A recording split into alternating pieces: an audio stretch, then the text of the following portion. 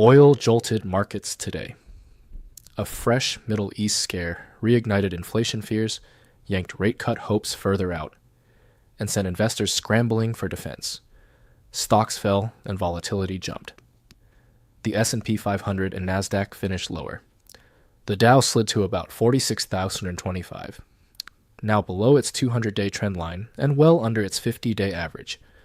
The VIX closed near 25, signaling a risk-off tone.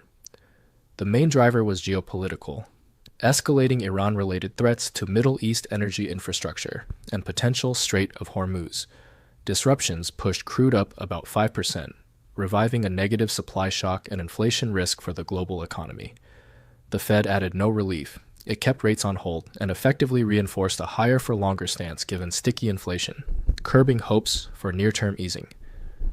And S&P warned Gulf banks could face up to $307 billion in deposit outflows if the regional conflict worsens, highlighting rising financial stability risk tied to the Middle East.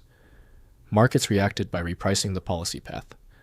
An oil-driven supply shock with a steady Fed means fewer cuts, firmer real yields, and tighter financial conditions.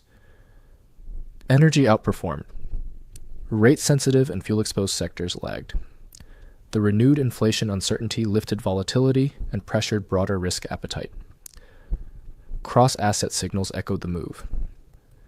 The dollar stayed firm, with the yen near 160 per dollar. Gold hovered around 4,896 as a geopolitical hedge. Volatility held elevated with the VIX above 25. Why it matters. A crude shock complicates disinflation and risks entrenching higher inflation expectations, forcing markets to price a longer period of restrictive policy. With the Fed sidelined, geopolitics transmits more directly into financial conditions.